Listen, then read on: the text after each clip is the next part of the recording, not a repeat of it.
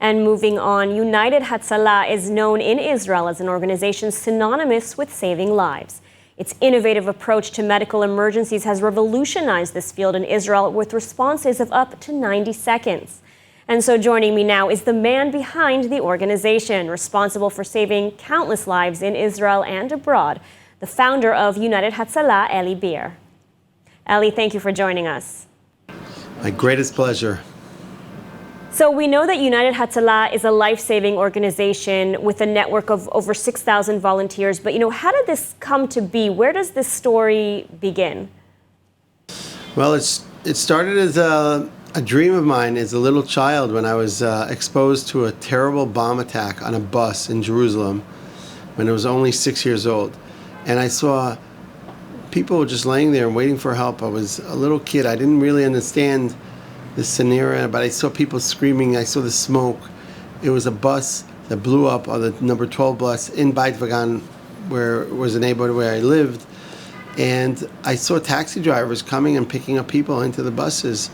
And it was, the scene was just following me for years. And I couldn't let go of the thoughts, whatever happened to the person I saw on the floor.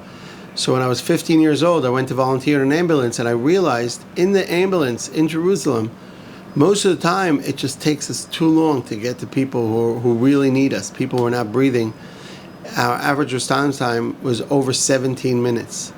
And I realized that ambulances are stuck in traffic while motorcycles are delivering pizza and hamburgers.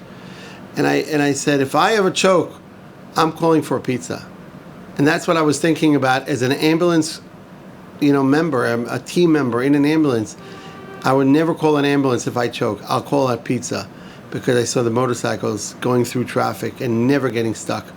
And that's where the idea started. When I was 16 years old, I got my friends to get involved. We bought a few old pizza delivery bikes and a few walkie-talkies to tap into the ambulance system, to hear their emergency calls. And so tell me more about the organization itself and the work that you do. I mean, how is United Hatzalah able to be such an efficient organization when it comes to saving lives? Well, our goal is 90 seconds, and that's all I care about. I look at United Hatzalah as the bridge, as a to fill in the gap between an emergency happening until an ambulance arrives. And that could be 15 to 20 minutes in some places. It could be 5 minutes, but we get there, and our goal is to get there in 90 seconds. So if I want to make United Hatzalah even more efficient, I'll get more volunteers, train more and more people, buy more ambucycles. We have now almost 7,000 volunteers. We have over 1,200 ambucycles. These motorcycles you see everywhere in Israel.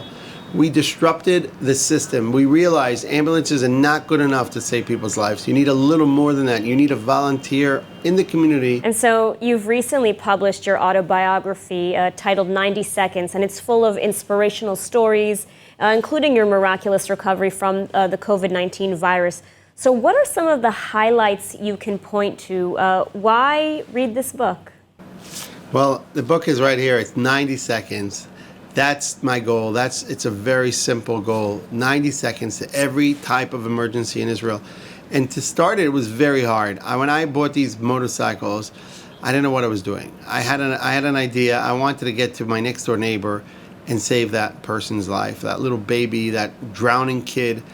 That's what I wanted to do. So I started by buying walkie-talkies in Radio Shack and smuggling it into Israel and breaking into the ambulance system to hear their calls.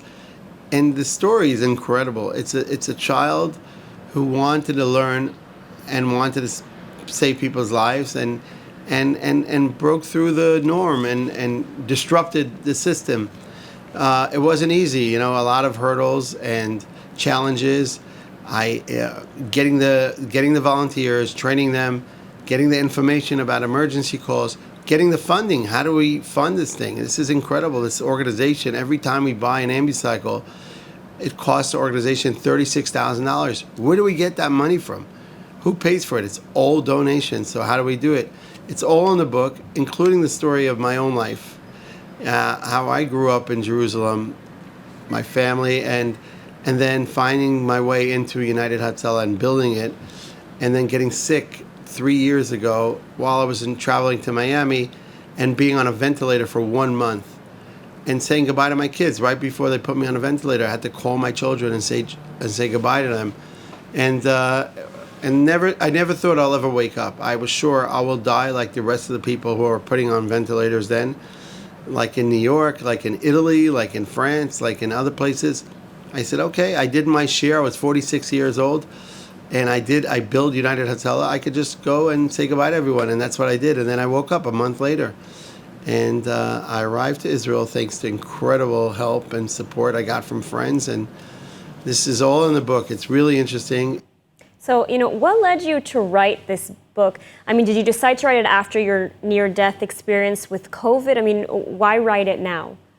That's a great question, because for years people were saying you should write a book, you should write a book. I didn't have time. I wasn't interested in, PRing my life.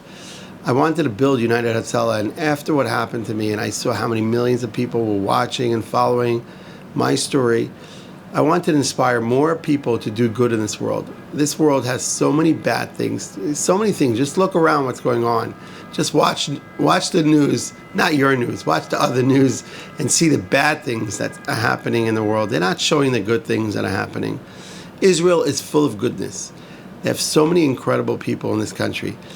I have a volunteer who's a garbage truck driver, and he has a job for 12 hours a day or 10 hours a day. He's taking a big, huge garbage truck, and he cleans the streets. And he's a volunteer of United Hatzalah. And his life changed because he heard about my story. And he said, if Eli Beer could have done it when he was 16 years old, I could do it. And this guy who's driving a truck has a defibrillator trauma kit inside the truck, and he responds to emergency with it. And he saved a little kid choking 4 months ago.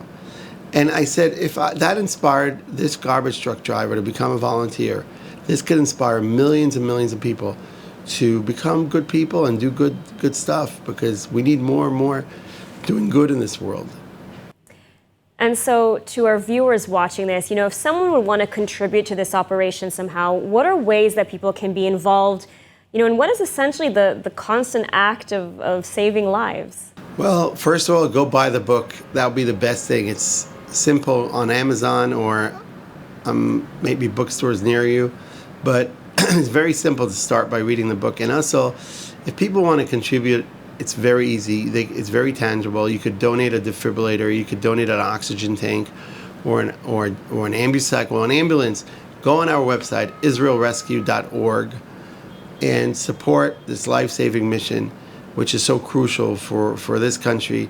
We could have a normal day where just car accidents and heart attacks and strokes, almost 2,000 emergencies a day. Or we could have surprises, unfortunately, once in a while, and have a war or a terrorist attack. We are always there first. And if you want to impact the lives in Israel, this is a great way to go on israelrescue.org and support United Hatzalah. Go on our social media, United Hatzalah, and go on Instagram, share and get other people involved. That's another way of supporting. So just talk about it. We need the voices. We can't do this alone.